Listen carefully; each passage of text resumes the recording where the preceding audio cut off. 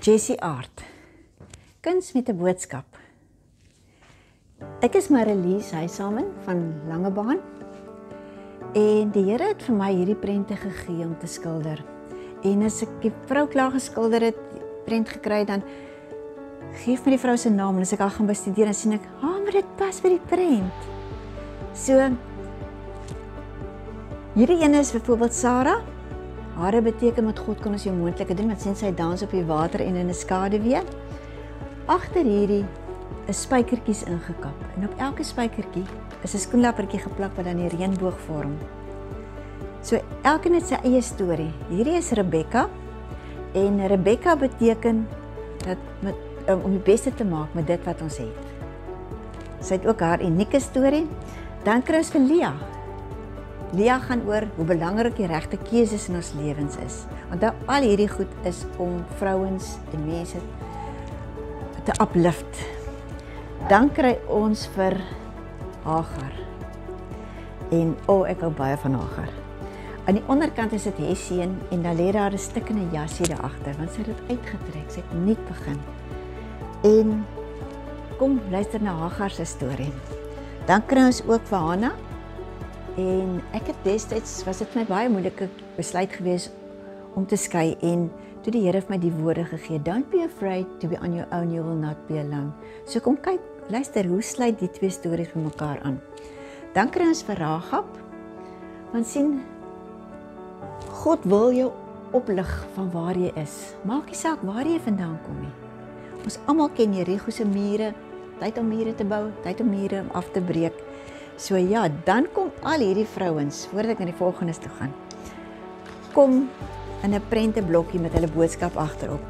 Buiten dit het ek dan ook sleetlhouers en hangertjies, ook elkeen met hulle boodskap agterop. En dan moet ek dit ook met julle deel. Ons kussings. Toe ek nou by Decorex was en die mense vat, as ek voel net in die kussings, ek voel, hoe sag is dit? So, ons verkoop die kussings ook. So, buiten dat dit kuns is dit ook toneel en het ons produkte. 3 in 1. So, kom ons gaan kyk na wat die ander vrouens bied. Hierdie prent het ek geskilder toe ek erg depressie gehad het. So, haar naam is Mara, wat beteken bitter, en Naomi se 2 seuns en haar man is oorlede. En ons almal ken die storie hoe Rut mos saam met haar teruggegaan het en vir haar gesê het, maar sy gaan saam met haar. So, toe sy Bethlehem kom, toe sê sy, moet my nie meer Naomi noem nie, noem vir my Mara. So, ja, ek wil graag mense help wat deur depressie gegaan het en ook vir mense bewus maak van mense wat dalk depressie kan hê. Om te kyk waar ek mense daar kan help. Dan het ons vir Tamar wat ook 'n hartseer storie is. Dit was koning Dawid se dogter gewees wat verkragt is deur haar halfbroer. As sy maar net na God toe gedraai het. Want sy het op die ou end, al wat ons van haar op die ouend lees is, dat sy het as 'n wrak opgeëindig. So, baie keer is daar mense wat sê, ek is nou wel nie verkragt nie, maar woorde verkragt. So ek wil graag vir daai mense ook daar wees en vir hulle help en dit deur dra. Want dit is nie maklik om deur dit te gaan nie. Maar soveel seer kry en verwyte en goed vir daar in die liggaam wat aandag nodig het en mense praat nie daaroor nie. Inteendeel, Tamar is aangesê om stil te bly, want dit is mos nou net haar broer. So ja, dan het ons vir Miriam. Miriam gaan oor God se voorsiening en hoe God vir ons sorg en alles. En Miriam se storie is ook die Israeliete se storie. En die Israeliete se storie is ook Miriam se storie. Want onthou, elke tree wat hulle gegee het Miriam saam met hulle gegee. So, God se voorsiening. Hoe dankbaar ons kan wees daarvoor. Dan het ons vir Shira. Baie min mense ken vir Shira. Daar's net een versie in die Bybel van haar. En hierdie vrou se broers is vermoor, want hulle was veediewe gewees, en toe is hulle voorgelê op een van die ekspedisies, en ja, ten spyte daarvan, het sy 3 stede gebou, waarvan 2 vandag nog bestaan. Dan kry ons vir Abigail.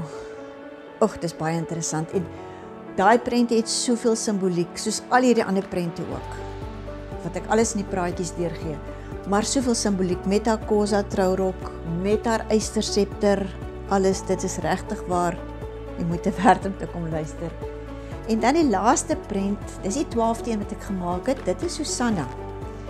En Susanna is uit die Bybel uitgehaal, sy was veronderstel om by Daniël 13 te wees.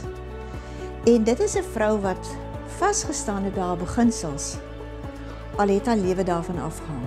En as dit nie vir die jonge Daniël was nie, wat haar lewe gered het nie, was sy gestenig gewees. En dit sê net weer vir ons, wat doen ons met die dinge in ons lewe? Wat doen ons met ons kinders, met ons huisgesinne, met ons eggenote, met ons morele waardes? Wat doen ons daarvan in ons lewe?